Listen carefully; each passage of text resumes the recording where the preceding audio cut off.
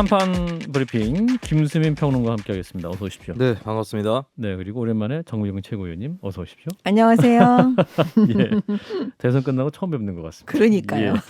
예, 잘 부탁드리고요. 자, 오늘 첫 소식은 우크라이나의 그 젤렌스키 대통령이 국회에서 화상 연설을 했는데요. 그 영상을 보고 뉴스를 이어가겠습니다. 대한민국 국민 여러분, 50년대에 전쟁을 한 번 겪으셨고 수많은 민간인들이 목숨을 잃었습니다.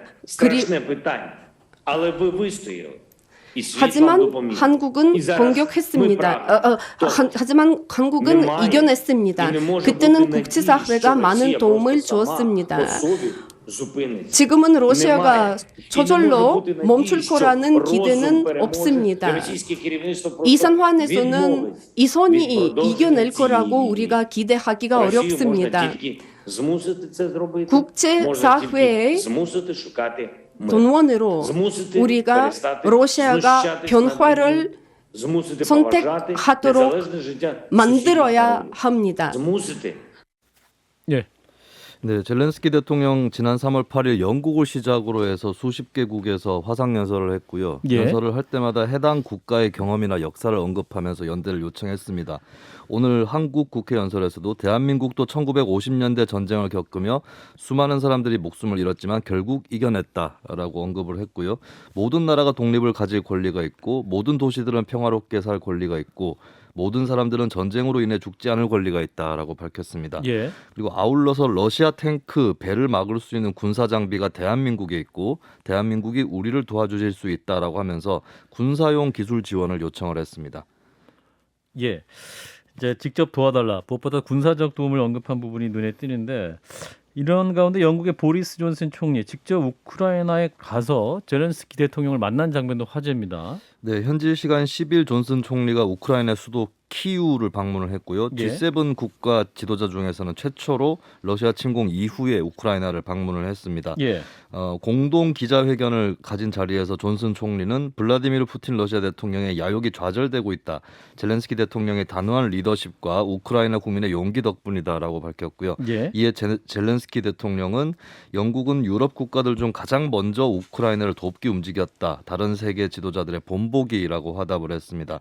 영국은 우크라이나의 장갑차 신형 대한 미사일 등의 1억 파운드, 그러니까 한화로 1,600억 원 규모의 군사 지원을 추가로 실시를 할 예정입니다. 네, 이런 건 러시아군 우크라이나 동부 돈바스 지역이죠. 예, 이곳에서 총공세에 나설 예정인데 러시아군의 장갑차 포의 행렬이 13km에 달한다. 이런 보도까지 나오고 있습니다. 네, 그렇습니다. 공개된 위성 사진을 보면은 지난 8일 러시아와 국경을 접해 있는 우크라이나 마을 벨리키 브룰루크에서 하르키우를 향해 남쪽으로 이동하는 13km 길이의 러시아군 차량 행렬이 예. 발견이 됐고요. 예. 러시아의 최근 정황들을 보면 남부 군간구 사령관인 드보르니코프 장군을 야전 사령관으로 임명을 했습니다. 전쟁 중에 임명을 하는 좀 독특한 사례인데 벨라루스에 이어서 몰도바 쪽에서도 자원 병력을 모집을 하고 있고요. 이것이 돈바스 점령 쪽으로 전략을 수정하는 정황이라고 그런 관측이 나오고 있습니다. 우크라이나의 미하일로 포돌리아크 대통령 고문도 대전투를 준비하고 있다라고 밝혔고요. 특히 돈바스에서 승리한다라고 얘기를 했는데 전투가 끝이 나면 젤렌스키 푸틴 직접 협상을 벌일 것이다. 이런 예견도 내놨습니다. 그 사이에 소요 기간 한 2, 3주 정도로 우크라이나 정부에서는 예상하고 있습니다. 예. 자, 여기서 국회 화상 연설을 주관하신 분이죠. 국회 외교통일위원장입니다. 더불어민주당 이광재 의원을 연결을 해서 또 오늘 국회에서는 연설을 어떤 반응이 있었는지 짚어보겠습니다. 의원님 나와 계시죠? 네, 안녕하십니까. 저 이광재입니다. 예. 자, 젤렌스키 대통령 미국, 일본, 독일, 이스라엘 등 총 23차례 이미 화상 연설을 했다고 하는데 오늘 국회 연설은 어떻게 기획됐던 겁니까? 네. 그 우크라이나 대사로부터 공식 요청이 있었고요. 예. 그 외교통일위원회에서 여야 의논한 끝에 국회의장 그다음에 3당 원내대표랑 합의 끝에 예. 외교통일위원회 차원에서 하는 게 좋겠다라고 해서 오늘 추진하게 됐습니다. 그렇군요. 자, 오늘 젤렌스키 대통령 화상 연설 우리 많은 국민들도 좀 인상 깊게 들으신 것 같은데 의원님께서 어떤 부분을 좀 주목해서 들으셨는지요? 아무래도 그 전쟁이 주는 그 비참함과 참상 부분에 대해서 특히 이제 동영상을 별도로 공개하지 않았습니까? 예. 그리고 이 전쟁을 멈춰달라, 그다음에 지원해달라 이런 내용에 대해서 많은 의원들의 공감대가 생긴 것 같습니다. 그렇군요. 의원님께서 그러면 우크라이나 상황을 좀 보시면서 좀 어떤 생각 드셨습니까? 이제 우리의 지원 부분도 어떻게 해야 될 것이 이 부분에 고민이 더 필요할 것 같은데요. 네, 저는 지원 부분은 인도적인 지원은 우리 국력에 맞게 좀 충분히 할 필요가 있겠다. 예. 뭐 식량 지원이라든지 의료품 지원이라든지 그러나 우리가 또 재원 후의 경제적 지원은 충분히 하지만 예. 이 군사적 지원 부분에 대해서는 굉장히 우리가 신중해야 되겠다. 저는 그런 생각을 가지고 있습니다. 또 어떤 부분에 대한 고려가 있어야 될까요? 아무래도 이 경제적인 지원은 우리 국력에 맞게 하면 되지만 예. 군사적인 지원 부분은 우리가 러시아 내에 있는 또 거기 안에 또 우리 한국인들이 많이 살고 있고 예. 또 우리 기업들도 많이 있잖아요. 아직. 예. 특히 뭐 현대자동차 같은 경우에는 굉장히 큰 시설을 가지고 있는데 그래서 우리가 조금 더 국제 질서를 현실을 받아들이면서 우리가 국제사회 일원으로서 평화를 향한 노력은 충분히 하고 예. 이런 군사적인 지원에 이런 부분은 또 서방의 세계와 우리가 조금 이해관계가 다른 거 아닌가 싶습니다. 예. 지금 김성애 소장과 정미영 최고위원도 함께 계시는데요. 질문하겠습니다. 의원님, 최근에 우크라이나 침공으로 인해서 인접국으로 피난 간 고려인들 직접 만나고 오셨다는 말씀 들었습니다. 네, 예, 이제 전쟁으로 피난 물결이 사방으로 좀 퍼졌을 텐데 인접 국가로 간 고려인들 규모가 혹시 좀 파악이 되셨는지 대략 궁금하네요. 우크라이나에 10,000분 정도가 계시는데 5,000분 정도는 현지에 계시는데 이분들은 식량, 쌀이나 라면이나 그다음에 통조림이나 의약품을 원하고 계시고요. 예. 독일로 약 2,500분, 폴란드로 약 2,500분 정도 오셨는데요. 이제 5,000분 중에서 약 1,000분 정도는 한국으로 오시기를 희망하고 계십니다. 아하, 1,000명이 예. 네네. 아하. 이 중에 약 300분 정도는 이제 비자가 나왔는데 네. 이 중에 비행기 표 값이 없는 분도 계시고 나머지 분들은 무국적자이거나 또는 전쟁통에 여권이 없는 분이거나 여기 한국에 연고가 없는 분이거나 결혼을 했는데 결혼 증명서가 없는 분. 그러니까 전쟁 와중이니까 너무 사연이 복잡하지 않습니까? 그렇죠. 그래서 결국은 이런 영사 업무는 법무부가 해야 되는데 법무부가 대량으로 인력을 파견해서 한 사람 한 사람 상담해 주는 것도 쉽지가 않습니다. 그 폴란드 대사관에는 20여 명밖에 직원이 없으니까 예. 저는 차라리 이분들이 비행기 값도 없으니까 법무부가 직원을 타고 지난번 아프가니스탄에서 우리가 모셔왔듯이 고려인을 저기 전라남도 광주에 가면 약 7,000분 정도가 모여 사는 고려인 마을이 있거든요. 예. 일로 차례를 모셔와서 여기서 서류 작업을 하고 이분들의 고려인들의 우리 아픈 역사에 있는 후손들을 우리가 보호해주고 그렇게 좀 더 안전하게 살게 해주는 게 필요하겠다. 또 그분들 말씀에 의하면 1,000분이 와도 예. 그 대부분이 연세 드신 분이 15%, 아이들이 25%에서 30%는 나머지 여성들이라는 거죠. 남성들은 우크라이나에서 현재 전쟁을 해야 되니까. 예. 그리고 약 1,000분 중에 또 500분은 평화가 오게 되면 되돌아가실 분이라고 얘기합니다. 그러면 약 500분 정도로 우리가 보살피는 건데 저는 이거는 과감하게 우리가 전세 비행기나 아프가니스탄에서 했던 것처럼 저는 그럴 필요가 있지 않을까 싶습니다. 이게 법적으로나 제도적으로 혹시 가능한 방법이 있는 걸까요? 그거는 우리가 지금 재외동포법을 조금 더 우리가 손질을 하고 예. 아프가니스탄 같은 경우도 예외 규정을 줬잖아요. 결국은 우리가 그분이 뭐 몇만 명이 된다든지 이렇게 되면 우리가 국가적으로 심각한 논의를 해야 되겠지만 예. 이 부분에 우리가 재외동포법을 빨리 좀 손질하고 우리가 아프가니스탄 거기에 준해서 하게 되면 이건 좀 우리가 전쟁 상황이라고 봐야 돼. 일단 상황이 아니잖아요. 예. 네, 그래서 우리가 좀 더 법을 폭넓게 해석하고 이 고려인을 재외동포라고 우리가 인식하고 우리가 접근하면은 좀 더 좀 쉽게 일이 풀리지 않을까 싶습니다. 예, 이제 고려인이라고 이제 부르시는 분들은 이제 일제 강점기 때 연해주에 사시다가 강제로 카자흐스탄과 우즈베키스탄 등으로 강제로 이주되신 분들은 이제 말을 하는 건데, 네. 이제 1,000명의 이 고려인들을 지금 이제 당장이라도 우리가 받아서 어떤 법적 절차 같은 거는 여기 모신 다음에 하자 이런 주장이신 거죠, 의원님? 네. 왜냐하면은 거기 지금 당장 거기 계시면은 예. 뭐 잘 데가 있어야 되잖아요. 그 돈이 없잖아요. 예. 그렇잖아요. 그렇기 때문에 더군다나 이 서류를 지금 전쟁 중에 어디서 그거 지금 서류를 여권 서류를 가져올 거며 그렇지 않습니까?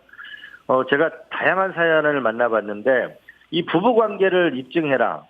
부부 관계를 입증하는데 혼인 증명서가 없잖아요. 그러니까 뗄 수가 없는 거죠, 그죠? 뗄 수가 없는 거죠. 그러니까 뭐냐면 서로 사진 찍은 사진이 없다. 그럼 서로 문자 주고 받은 겁니다. 지금 이렇게 하고 있어가지고는 안 되는 거 아니냐.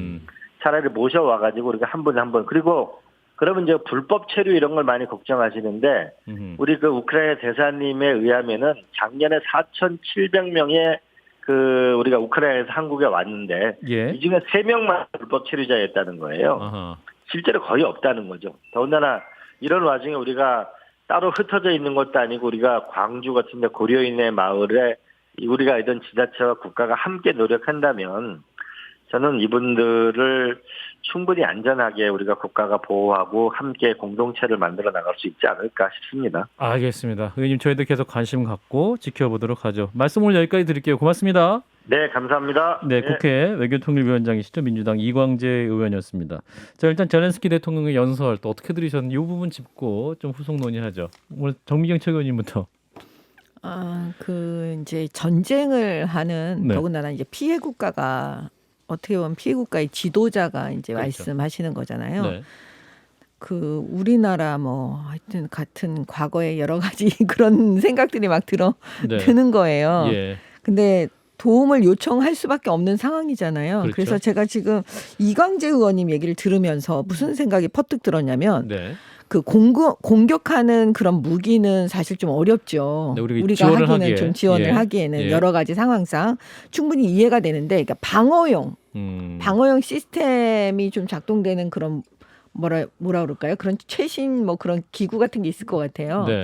그런 거는 좀 국회에서 논의를 좀 해서 음. 그 정부가 좀 이렇게 좀 적극적으로 지원해 주는 방법은 어떨까라는 음. 생각이 퍼뜩 드는 거예요. 그 민간인 대량 살상이 일어난 이후에 독일도 처음에는 군사적 지원을 안 하다가 민간인 대량 살상 이후에 이제 군사 지원 검토하고 적극 나서고 이런 상황이기도 하기 때문에 이제 국제에서 몇 개 나라 움직이고 있기도 하죠. 자, 김선희 소장님 어떤 의견이세요?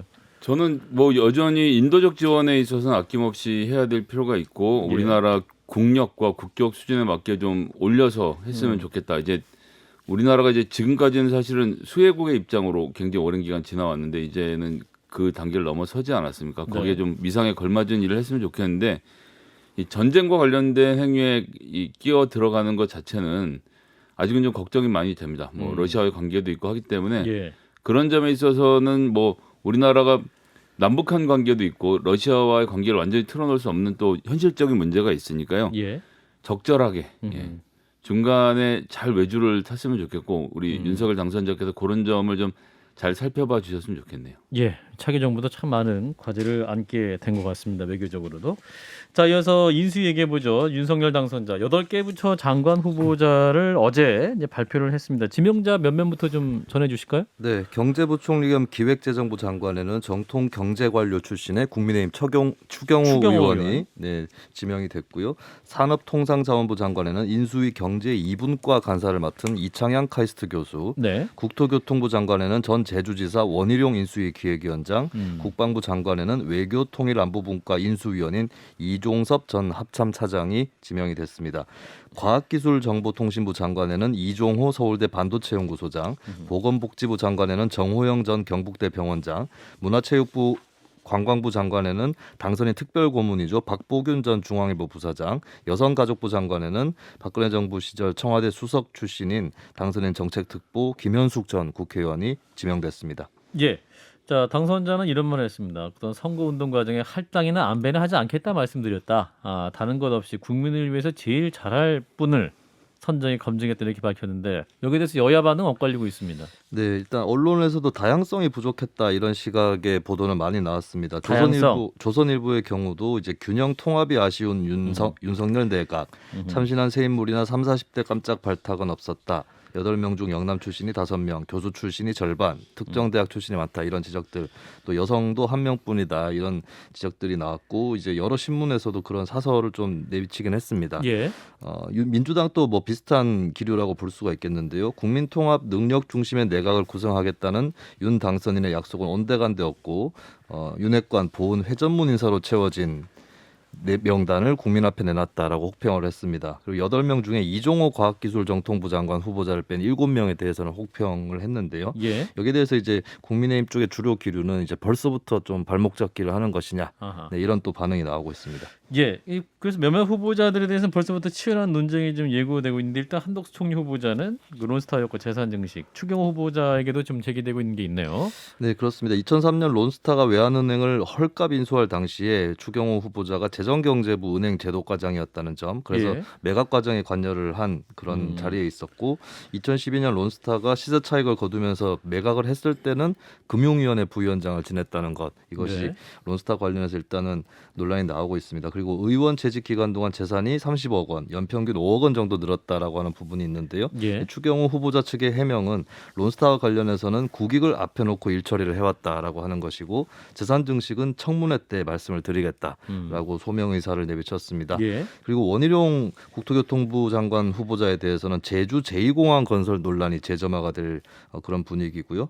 그리고 정호영 복지부 장관 후보자에 대해서는 2012년에 매일신문에 썼던 칼럼이 있는데, 결혼과 출산을 애국이라고 부르면서 결혼과 출산이 암 사망의 위험을 낮춘다라는 취지에서 암 치료의 특효약이라는 표현을 썼는데 결혼요? 네, 여기에 대해서 이제 좀 비판이 있습니다. 그리고 이창양 과학기술정보통신부 장관 후보자 이미 유사한 논란이 있죠. 출산 기피 부담금을 물리자고 칼럼을 쓴 적이 있었는데 네. 최근에 이창양 후보자가 자신의 글들을 모아놨던 블로그를 삭제한 것으로 그렇게 또 드러나기도 했습니다. 예. 자, 한편 국민의당 이태기 의원은 오늘부로 인수위에 빠지겠다. 내각도 안 하겠다. 이렇게 선언했는데 어떤 일입니까, 그거? 예, 전격적으로 인수위원회에서 사퇴를 하면서 또한 입각 의사가 전혀 없음을 말씀드린다라고 밝혔습니다. 자세한 입장이 나오지는 않았었는데요. 예. 지금 나오고 있는 얘기는 이제 그간의 입각에 국민의당 몇몇 인사들이 거론이 되어 왔는데, 그렇죠. 예를 들면 이제 신용현 전 의원 같은 경우도 과학기술정보통신 장관으로 갈 수도 있다라는 얘기 나왔지만 지명이 되지는 않았고, 예. 이태규 의원도 행정안전부 장관 입각설이 돌았는데 예. 정치인 장관 배제라는 원칙이 또 밝혀졌어요. 음흠. 그래서 그런 이제 뭐 완전히 확인된 것은 아니지만 관측이 나오고 있는 것이고, 한편 인사 문제로 사퇴한 것이냐 이런 의견에 대해서 장제원 당선인 비서실장은 그렇지는 않을 것으로 본다라고 하면서 계속 공동정부의 정신이 유효하다는 것을 강조를 했습니다. 갈등은 있는 건 사실인 것 같은데요. 네, 일단 근데 그것을 뭐 인수위 차원이나 알겠습니다. 이제 그 대변인이라든지 또 비서실장이 그렇다 뭐 그런 것 때문에 사퇴를 하신 거다 이렇게 확인은 안 해주고 있고. 네, 주장을 하지 않고 있습니다. 알겠습니다. 자, 일단 장관 후보자들 지명 8개 부분 발표가 났는데, 자, 정미근 최고위원님, 잘된 인사입니까? 잘된 인사죠. 당연한 답인데 예. 네. 왜 잘 되는지 설명해 주세요. 제가 볼 때는요. 이게 예. 지금 저희는 이번에 특수한 상황에 놓여 있어요. 무슨 말이냐면 대통령으로 당선이 되셨는데 예. 지금 그러니까 이 대통령 당선자를 지지해주고 응원해주는 네. 우리 국민의힘 예. 국회의원 숫자가 너무나 적고, 예. 그다음에 그 민주당 공격을 지금 이제 당해하셔야 되는데 네네. 그 공격수들이 너무 많은 거예요. 172석이라고. 예. 그러면 그걸 고민하지 않았겠습니까? 어떻게 하면 이 청문회를 조용히 인사청문회를 잘 예. 치러낼 수 있을까? 이 고민이 저는 굉장히 컸을 거라고 생각을 해요. 예. 그래서 그 부분을 집중적으로 아마 보고, 예. 그리고 나서 이제 그 안에서 그 범위 안에서 이제 이렇게 고를 했다. 수밖에 없는 그런 상황이지 않았을까. 그래서 저는 그런 고민이 느껴지기 때문에 예. 참 잘했다 그냥 이렇게. 이 정도 인선이면 청문회도 잘 무난히 통과하실 분들이고. 아마 그 청문회를 계속 의식하면서 했을 거예요. 예, 그럼에도 그래요. 불구하고 청문회라는 건 이제 하게 되면 예. 또 판이 벌리면은 당연히 뭐 민주당에서 가만히 있지 않을 거니까요. 예. 알겠습니다. 자, 김성희 소장님. 저는 뭐 개개 인물에 대한 뭐 일일이 다 평을 할 건 아니라고 생각을 하고요. 예. 뭐 많은 분들이 잘 국정을 이끌어 가주셨으면 좋겠다라는 부탁을 말씀드리는데, 예. 그러니까 이제 그 뭐랄까요, 이제 해당 분야를 가장 잘 이끌어줄 분인지를 해서 뽑았다고 하는데 그 앞에 좀 생략된 수식어가 하나 있는 것 같습니다. 어떤 생각? 나랑 내 주변에 아는 사람들 중에. 아. 예. 그렇다 보니까 이제 서울대 위주로 그리고 5, 60대 남성들 위주로 예. 또 이제 영남 분들 위주로 해서 평소에 네트워크를 중심으로 사람들을 찾으셨던 것이 아닌가라는 좀 아쉬움이 있고요. 예. 그리고 저는 가장 관심이 가는 건 역시나 우리 기재부 장관이신데요. 네. 기재부 장관이 잘 하셔야 되는 것도 있지만 뭐 청문회에서 개인 검증도 검증대로 하겠지만 제가 정말 궁금한 것은 지금 당선자께서는 50조 추경 이야기를 하고 계시는데 인플레이션 때문에 물가는 오르고 있고 그다음에 지금 한덕수 총리 후보자는 재정 건전성이 중요하다라는 말씀을 하셔서 이 모든 것들이 지금 다 상호 모순을 일으키고 있거든요. 네. 그래서 지금 윤석열 인수위가 어느 방향으로 갈지에 대한 그림이 좀 잘 안 나오고 있는데 예. 그래서 추경을 하겠다는 건지 아니면 인플레이션을 잡겠다는 건지 아니면 재정 건전성을 지킬 거면 예산 어떻게 짜겠다는 건지 좀 이런 데서의 큰 그림을 예. 우리 추경호 후보자하고 한덕수 총리 후보자께서 좀 잘 그려주시는 것 이걸 좀 기대해 보겠습니다. 인사청문회에서도 많은 것이 질문을 통해서 또 이제 그려져 있을 테니까요. 자, 다음 뉴스. 검찰 수사권 완전 박탈, 검수완박에 대한 논란이 또 이 정치권에서 법조계까지 넓어지고 있습니다. 오늘은 전국 지검장 회의도 있었고 법관 대표 회의도 있었는데 어떤 입장 표명들이 있었습니까? 네, 오늘 오전 10시부터 대검찰청에서 전국지검장 회의가 있었는데요. 예. 김호수 총장은 모두 발언에서 이미 검찰 수사 기능이 폐지된다면 저로서는 더는 직무를 수행할 아무런 이유가 없다라고 하면서 직을 걸 의사를 내비쳤습니다. 예. 결국에 지검장 회의에서 반대 의견이 다 모아졌는데요. 검경 수사권 조정 이후에 현장의 혼란이라든지 국민의 불편함을 언급을 하면서 이런 문제점조차도 해결되지 못한 상황에서 국민적 공감대와 절차적 정당성을 갖추지 못하고 검수완박이 추진돼서는 안 된다라는 입장이 나왔습니다. 오늘 전국 법관 대표 회의에서도 판사들. 네, 예. 이 검수완박 관련한 사안이 언급될 것이라고 관측이 났는데 네. 막상 오늘 회의에서는 거의 언급되지는 않았었다. 음. 오히려 이제 김명수 대법원장 코드 인사 관련한 논란 이것으로 예. 이제 회의에서 많은 경론이 있었다고 합니다. 예, 김호수 검찰총장의 이제 명확한 반대 입장. 이 부분에 대해서 정치권 반응이 나왔는데. 네, 고용진 민주당 수석 대변인은 국가 공무원들이 이렇게 집단 행동을 하는 것도 매우 부적절한데 조직의 수장이라는 사람이 오히려 이들을 부채질하고 있으니 개탄스럽다라고 밝혔고요. 국민의힘의 허은하 수석 대변인은 정권의 마지막까지도 입법 폭주로 국민에게 고통만 안겨주겠다는 참 나쁜 정권이다라고 비판했습니다. 정의당의 여영국 대표는 검수완박에 대해서 국민들이 시급한 과제임에 동의하는지 의문이다라고 밝히면서 충분한 협의와 합의가 필요하다라고 말했습니다. 예, 자, 이 검수완박, 검찰개혁 마지막까지 민주당이 해내겠다라고 이제 말하고 했는데 또 논란이 나오고 있습니다. 정미경 최고위원님부터 말씀 주시죠. 그 검찰에서 수사권을 다 빼앗는다는 거는요. 어떻게 보면 위헌적인 법을 만들겠다는 거거든요. 예, 왜냐하면 우리 법은 형사법 체계 자체가 그 수사의 주체가 검사예요. 예, 예, 사법경찰관.